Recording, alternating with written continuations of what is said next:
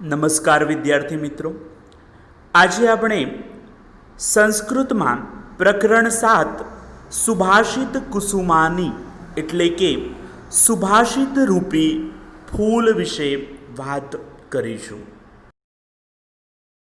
સંસ્કૃતમાં કહેવાયું છે કે સુષ્ટુ ભાષિતમ સુભાષિતમ, અર્થાત જે સારી રીતે કહેવાયું છે તેને સુભાષિત કહે છે. સંસ્કૃત સાહિત્યમાં સુભાષિતોનો અખૂટ ખજાનો છે. સુભાષિતનું આપણા જીવનમાં ખૂબ જ મહત્વ રહેલું છે.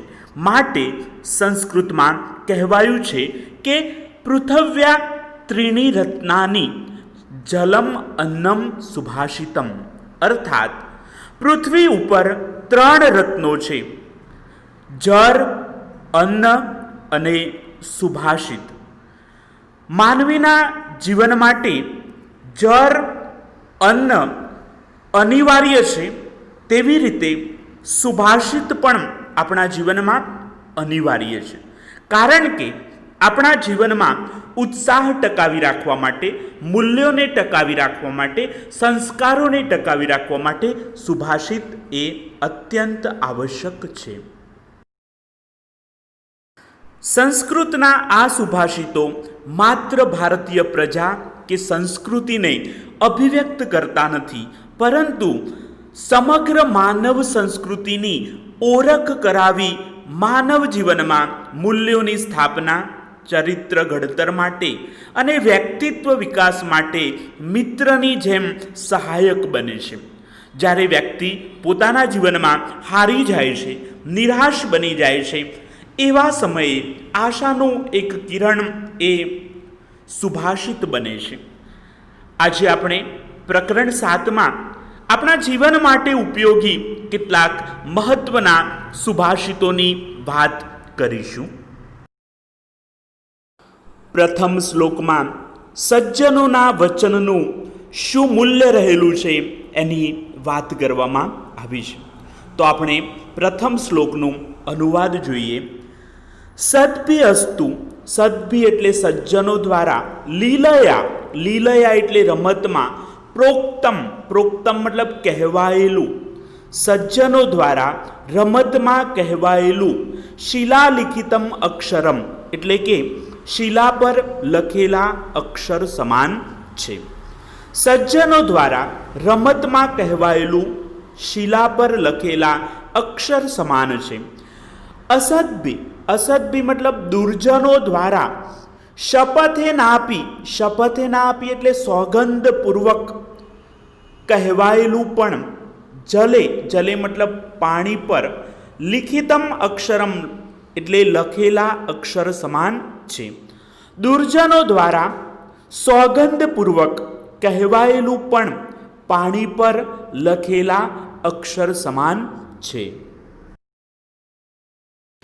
હવે આપણે શબ્દોના અર્થ જોઈએ. સદ્ભિ એટલે સજ્જનો દ્વારા, લીલયા એટલે સહેલાઈથી અથવા તો રમતમાં, પ્રોક્તમ એટલે કહેવાયેલું, લિખિતમ એટલે લખેલું, અસદ્ભિ એટલે દુર્જનો દ્વારા, શપથ એટલે સોગંદ. હવે આપણે શ્લોકનું અનુવાદ જોઈએ. સજ્જનો દ્વારા રમતમાં કહેવાયેલું શિલા પર લખેલા અક્ષર સમાન છે. દુર્જનો દ્વારા સોગંદપૂર્વક કહેવાયેલું પણ પાણી પર લખેલા અક્ષર સમાન છે. આપણા જીવનમાં વૃક્ષો અનેક રીતે ઉપયોગી બનતા હોય છે, અનેક રીતે એ લાભદાયી બનતા હોય છે. તો આપણો બીજો શ્લોક એ વૃક્ષોની ઉપયોગિતાના સંદર્ભમાં છે. ફલ છાયા સમન્વિત એટલે ફળ અને છાયાથી, સમન્વિત એટલે યુક્ત, ફળ અને છાયાથી યુક્ત મહાવૃક્ષ એટલે મોટા વૃક્ષોનું સેવિતવ્યો એટલે સેવન કરવું જોઈએ.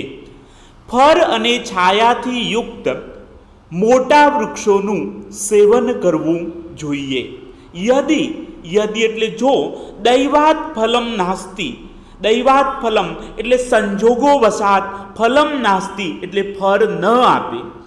જો સંજોગો વસાત ફળ ન આપે તો છાયા કેન નિવાર્યતે, તો છાયાને કેન મતલબ કોણ, નિવાર્યતે મતલબ અટકાવી શકે. છાયાને કોણ અટકાવી શકે? જો દૈવી સંજોગોના કારણે અથવા સંજોગો વશાત ફળ ન આપે તો છાયાને કોણ અટકાવી શકે? હવે શબ્દોના અર્થ જોઈએ. ફલ છાયા સમન્વિત એટલે ફળ અને છાયાથી યુક્ત. છાયા એટલે છાયડો. કેન નિવાર્યતે એટલે કોણ અટકાવી શકે? હવે શ્લોકનું અનુવાદ જોઈએ. ફળ અને છાયાથી યુક્ત મોટા વૃક્ષોનું સેવન કરવું જોઈએ. જો સંજોગો વશાત ફળ ન આપે તો છાયાને કોણ અટકાવી શકે? ત્રીજો શ્લોક ગુણોની પ્રાપ્તિના સંદર્ભમાં લખાયેલો છે કે જીવનમાં ગુણો પ્રાપ્ત કરવા માટે અથાગ પુરુષાર્થ કરવો પડે છે, પરિશ્રમ કરવો પડે છે, અને દોષ પ્રાપ્ત કરવા માટે કોઈ પરિશ્રમ કરવો પડતો નથી. યથા, યથા એટલે જેમ, મહતા યત્નેન, મહતા મતલબ મોટા, યત્નેન મતલબ પ્રયત્ન વડે, જેમ મોટા પ્રયત્ન વડે, શિલા, શિલા મતલબ પથ્થરને, શૈલે, શૈલે મતલબ પર્વત પર, આરોપ્યતે મતલબ પહોંચાડી શકાય છે. જેમ મોટા પ્રયત્ન વડે પથ્થરને પર્વત પર પહોંચાડી શકાય છે. ક્ષણે નાદ નિપાત્યતે, ક્ષણે નાદ એટલે ક્ષણવારમાં, નિપાત્યતે મતલબ નીચે પાડી શકાય છે, ક્ષણવારમાં નીચે પાડી શકાય છે. તથાત્મા ગુણ દોષયો, તેવી જ રીતે આત્મા ગુણ અને દોષમાં, એટલે કે ગુણો પ્રાપ્ત કરવા માટે આપણે અથાગ પુરુષાર્થ કરવો પડે છે, અનેક પરિશ્રમ કરવા પડતા હોય છે, કઠોર સમસ્યાઓનો સામનો કરવો પડતો હોય છે. દોષ જીવનમાં સહજ રીતે આવી જાય છે, તેના માટે કોઈ પુરુષાર્થ કરવો પડતો નથી. હવે આપણે શબ્દોના અર્થ જોઈએ. શિલા એટલે પથ્થર, શૈલે એટલે પર્વત પર, મહતા યત્નેન એટલે મોટા પ્રયત્નથી, નિપાત્યતે એટલે નીચે પાડી દેવામાં આવે છે, ક્ષણે નાદ એટલે ક્ષણવારમાં. હવે આપણે શ્લોકનું અનુવાદ જોઈએ. મોટા પ્રયત્ન વડે પથ્થરને પર્વત પર પહોંચાડી શકાય છે, ક્ષણવારમાં નીચે પાડી શકાય છે. તેવી જ રીતે આત્મા ગુણ અને દોષમાં. ચોથા શ્લોકમાં અસ્થિર ચિત્તવાળી વ્યક્તિઓ વિશે વાત કરવામાં આવી છે કે જે અસ્થિર ચિત્તવાળા હોય છે એ વ્યક્તિથી હાનિ થઈ શકે છે, માટે આવી વ્યક્તિઓ પર વિશ્વાસ ન મૂકવો જોઈએ. ક્ષણે રુષ્ટ ક્ષણે તુષ્ટ, ક્ષણે એટલે ક્ષણમાં, રુષ્ટ મતલબ ગુસ્સે થનાર, ક્ષણે તુષ્ટ ક્ષણે એટલે ક્ષણમાં, તુષ્ટ મતલબ સંતુષ્ટ થનાર, એટલે કે ક્ષણે ગુસ્સે થનાર અને ક્ષણમાં સંતુષ્ટ થનાર. આમ રુષ્ટ તુષ્ટ ક્ષણે ક્ષણે એટલે ક્ષણ ક્ષણમાં ગુસ્સે થનાર અને સંતુષ્ટ થનાર, અવ્યવસ્થિત ચિત્તસ્ય એટલે કે અવ્યવસ્થિત ચિત્તવાળા લોકોની પ્રસાદો અપી, પ્રસાદ એટલે કૃપા, ભયંકર મતલબ ભયંકર હોય છે. અવ્યવસ્થિત ચિત્તવાળા લોકોની કૃપા પણ ભયંકર હોય છે. હવે શબ્દોના અર્થ જોઈએ. ક્ષણ એટલે ક્ષણવારમાં, રુષ્ટ એટલે રોષે ભરાયેલો, તુષ્ટ એટલે સંતોષ પામેલો, અવ્યવસ્થિત ચિત્તસ્ય એટલે અવ્યવસ્થિત ચિત્તવાળા, પ્રસાદ એટલે કૃપા. હવે આપણે શ્લોકનો અનુવાદ જોઈએ. ક્ષણમાં ગુસ્સે થનાર અને ક્ષણમાં સંતુષ્ટ થનાર. આમ ક્ષણ ક્ષણમાં ગુસ્સે થનાર અને સંતુષ્ટ થનાર અવ્યવસ્થિત ચિત્તવાળા લોકોની કૃપા પણ ભયંકર હોય છે. 5મા નંબરના શ્લોકમાં પુરુષોમાં કયા કયા ગુણો હોવા જોઈએ અને પુરુષોની પરીક્ષા કયા ગુણોથી થાય છે એની વાત કરવામાં આવી છે. યથા, યથા મતલબ જેમ, નિઘર્ષણમ, નિઘર્ષણમ એટલે ઘસવું, છેદન, છેદન મતલબ કાપવું, તાપ એટલે તપાવવું અને તાડ નહીં એટલે ટીપવું. જેમ ઘસવું, કાપવું, તપાવવું અને ટીપવું, ચતુર્ભી મતલબ આ 4 રીતે કનકમ પરીક્ષતે, કનકમ એટલે સોનું, પરીક્ષતે મતલબ પરખ થાય છે. જેમ ઘસવું, કાપવું, તપાવવું અને ટીપવું, આ 4 રીતથી સોનાની પરખ થાય છે. તથા, તથા મતલબ તેમ, શ્રુતેન, શ્રુત એટલે જ્ઞાન, શીલેન, શીલ એટલે ચરિત્ર, ગુણેન એટલે ગુણ અને કર્મણા એટલે કર્મથી.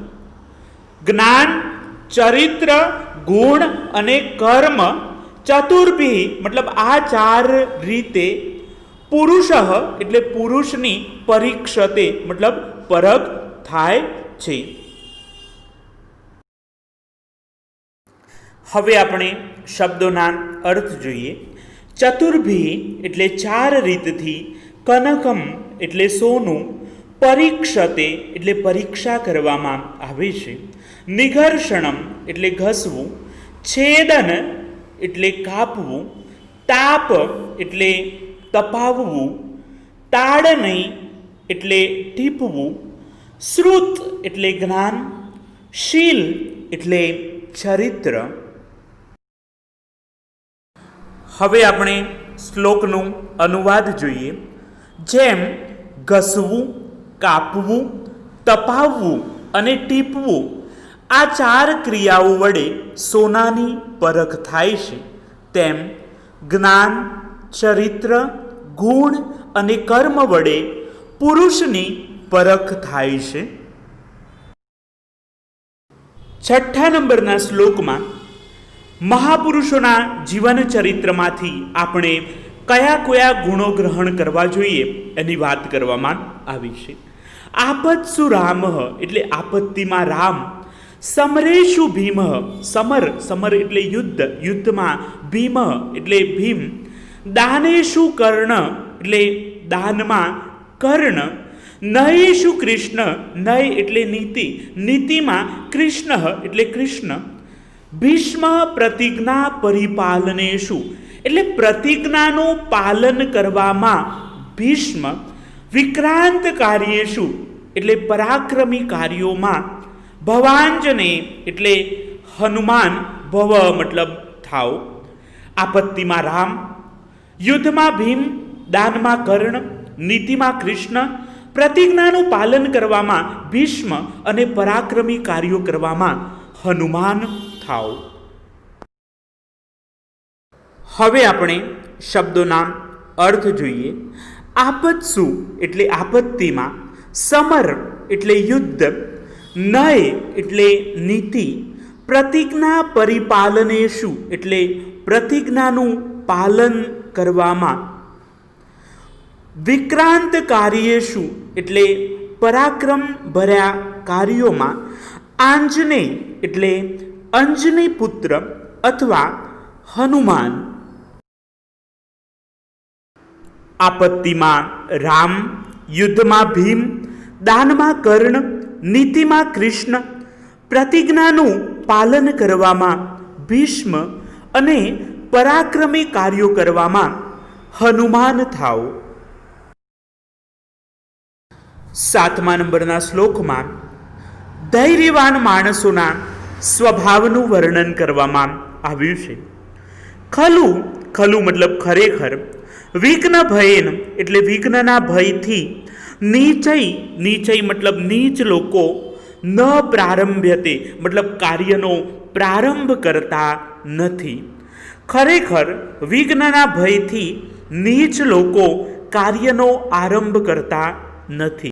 પ્રારંભ્ય એટલે કાર્ય શરૂ કર્યા પછી, વિઘ્ન વિહિતા એટલે વિઘ્ન આવતા, મધ્યા એટલે મધ્યમ પ્રકારના લોકો, વિરમંતી મતલબ અટકી જાય છે. કાર્ય શરૂ કર્યા પછી વિઘ્ન આવતા મધ્યમ પ્રકારના લોકો અટકી જાય છે. વિઘ્ન એટલે વિઘ્ન, પુનઃ પુનરપી એટલે વારંવાર આવવા છતાં, પ્રતિહન્યમાના એટલે તેનો સામનો કરનારા, ચો ઉત્તમ જના, ઉત્તમ એટલે ઉત્તમ પ્રકારના, જના મતલબ માણસો, ઉત્તમ પ્રકારના માણસો, પ્રારંભ્ય એટલે શરૂ કરેલું કાર્ય, ન પરિત્યજંતી એટલે છોડતા નથી. વિઘ્ન વારંવાર આવવા છતાં તેનો સામનો કરનારા ઉત્તમ પ્રકારના લોકો શરૂ કરેલું કાર્ય છોડતા નથી. હવે આપણે શબ્દોના અર્થ જોઈએ. વિઘ્ન ભયેન એટલે વિઘ્નના ભયથી, નીચય એટલે નીચ લોકો, પ્રતિહન્યમાના એટલે વિઘ્નનો સામનો કરનારા. હવે આપણે એનો અનુવાદ જોઈએ. ખરેખર વિઘ્નના ભયથી નીચ લોકો કાર્યનો આરંભ કરતા નથી. કાર્ય શરૂ કર્યા પછી વિઘ્ન આવતા મધ્યમ પ્રકારના લોકો અટકી જાય છે. વિઘ્ન વારંવાર આવવા છતાં વિઘ્નનો સામનો કરનારા ઉત્તમ પ્રકારના લોકો શરૂ કરેલું કાર્ય છોડતા નથી.